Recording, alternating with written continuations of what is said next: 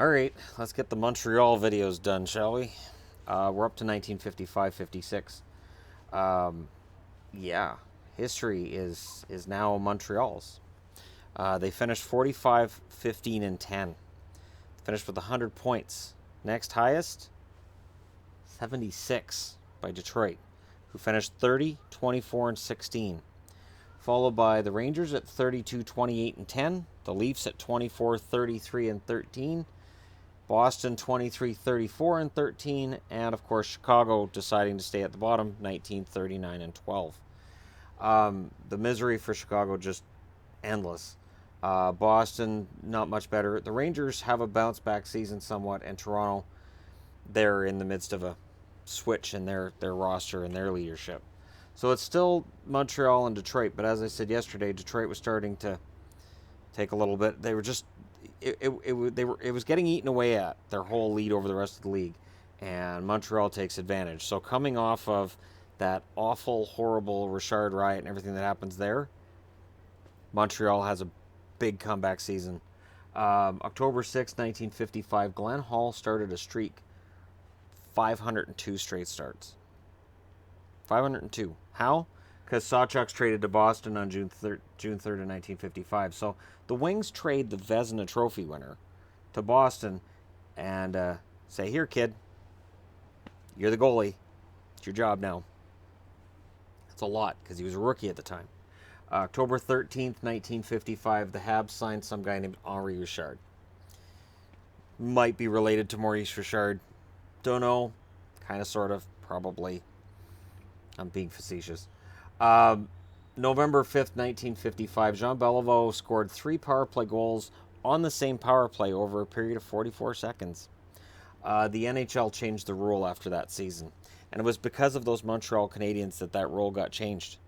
That if you score on the power play is over. It used to be if you scored on the power play, you were still on the power play for the full 2 minutes. And there's been talk about the NHL bringing that rule back, that a 2-minute penalty is 2 minutes. So if they score 10 seconds into a power play, too bad. You're still killing a penalty. December 29th of 1955, officials wear striped jerseys for the first time. Looks easier to see on TV. Until then, I believe they were just gray jerseys that they wore with their number on the back. So they go with, and I say that because I don't remember seeing a color picture of what jerseys they wore. But they went with the striped jerseys, the black and white vertical stripes, and of course they stayed that way until now. So minor change there. I thought about wearing my referee's jersey for this video, and I thought, nah, save that for when something controversial happens. Hart Trophy, Jean Beliveau of the Montreal Canadiens wins that, as well as the Art Ross Trophy that year. So Beliveau really takes over during the era of Gordie Howe. The Norris Trophy goes to Doug Harvey again.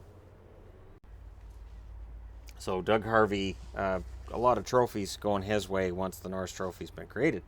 The Calder goes to Glenn Hall of Detroit because, of course, he played every game. And that would be his life for the next 7+ years. Jacques Plante, though, gets the Vezina Trophy as Jacques Plante's become the best goaltender in the league. And he is part of the juggernaut that is the Montreal Canadiens. Earl Rebell is the Bing winner for the Detroit Red Wings. And we're really into that era now, aren't we? Let's take a look at the playoffs. I don't like looking at the playoffs. Let's not look at the playoffs. I think Boston missed the playoffs that year because they didn't want to play Montreal again. I think they got tired of it. Like, we were tired of losing to Montreal. Toronto can go lose to Montreal. Toronto ended up getting Detroit, though. Montreal plays the Rangers. They win the first game at home 2-1. They lose game 2 at home to the Rangers 4-2. The Rangers play the next 2 at home. I assume they weren't preempted for the circus, but Montreal won both. They didn't want to have to worry about a circus comment and any kind of a worry about their schedule. So they win 3-1 in New York. They win 5-3 in New York, and then Montreal wins at home 2-0 to win the series in 5. How did Detroit do with Toronto? Kind of similar. Detroit wins both games at home 3-2 and 3-1. Detroit then wins game 3 in overtime in Toronto 5-4. Toronto wins game 4 2-0 to get on the board. But Detroit says, yeah, there's no comeback this time. They win 4-1 in Game 5. So we rush to a Stanley Cup final. That's also kind of a rush as well. Montreal wins both games at home, 6-4 and 5-1.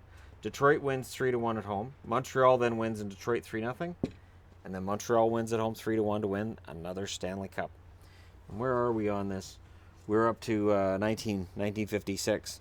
And there's cups that go around, and then there's cups that go around and around, and it's now the era of the Montreal Canadiens. It is official. The NHL is basically 5 teams and Montreal. And we'll see that as this series continues through the rest of the 50s and then into the 60s as well.